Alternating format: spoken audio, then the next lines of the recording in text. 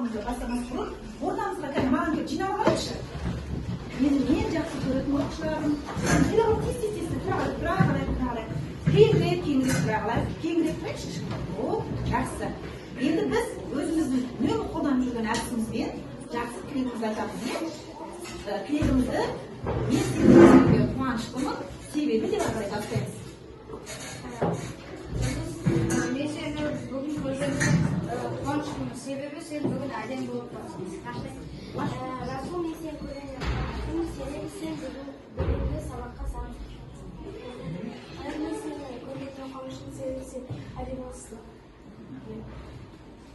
Мен сені көргеніме қуаныштымын, себебі сен сыматсың. Мен сені көргеніме қуаныштымын, себебі сен ашық сабаққа өте белсенді қатысып, өзінің сай баға алуына келдің. Мен сені көргеніме қуаныштымын, себебі сен әдемісің.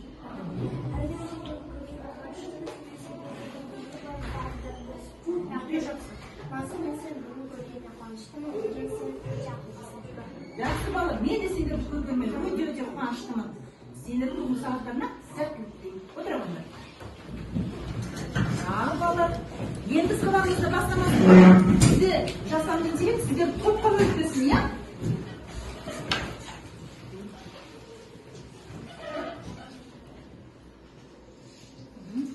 Қазір топқа бөлінеміз. Сол топпен отырамыз. Бірінші топ Айару, Жұлдыз, Амина, Расул, Бейба, екінші топ Мансур, Бейбарыс, Балым, Нұрислам, Бейбал отырағанда тез-тез. Осы бойынша тез-тез отырағалай. Бірінші топ мына жақ болсын ба? Екінші топ ал жақсы. Мына жақта сонда Айару, Жұлдыз, Амина. Жақсы, бірақ бала осы сабақ.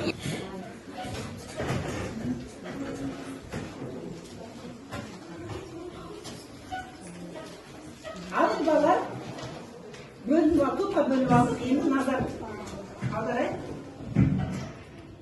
Тыңдайық. Bir Allah'a sinir. Kimimiz kalırlar. Okuğancı konuyu.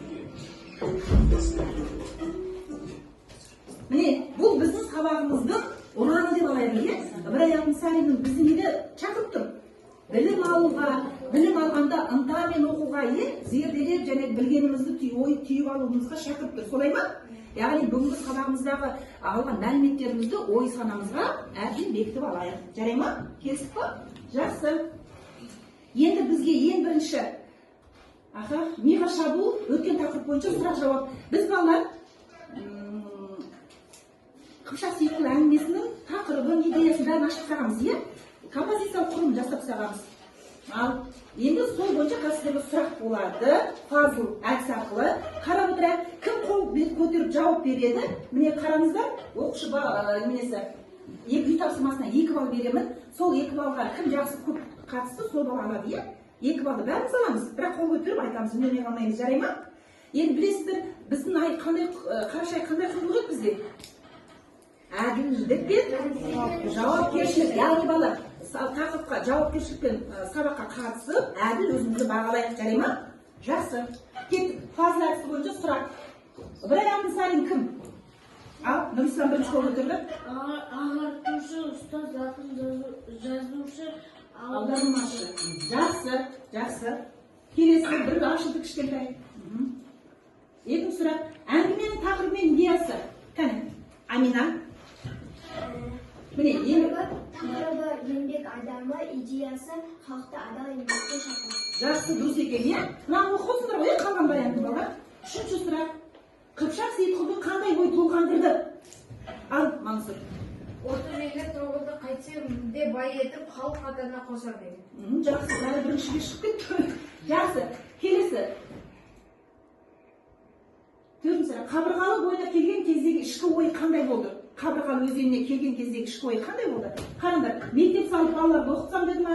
Сауда етуге мал жоқ, барымтамен мал жасам деді. Ой, кетіп болды. Қайсыға болады?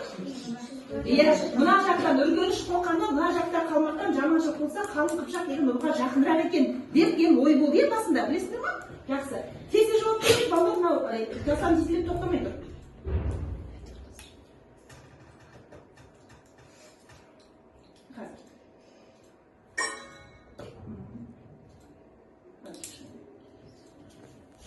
Жауап береміз.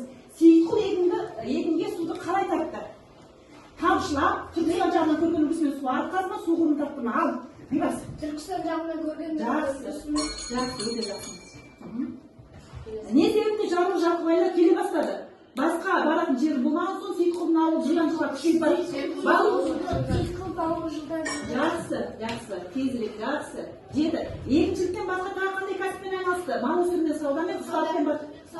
Саудамен, жақсы. Қыпшақ Сейітқұл ел алдында қандай құрметке ие болды? Ешқандай құрметке ие болмады, көптің бірі болды, беделі жоғары сендер. Жақсы, бәріміз біледі екенбіз. Жақсы. Айтып отырмыз, өте жақсы.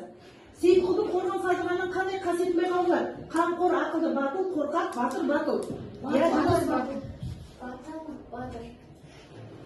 Жақсы. Қамқор енді қамқорлықпен ақылды болды ғой, қорған салып кішкене күзетті. Жақсы. Қыпшақ Сейітқұл кім? Ұстаз, еңбекқор, барымташы. Жақсы, еңбекқор, жақсы.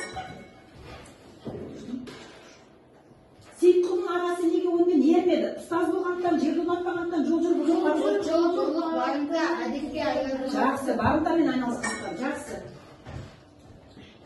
Сейітқұлдың ағасының тағдыры қалай аяқталды?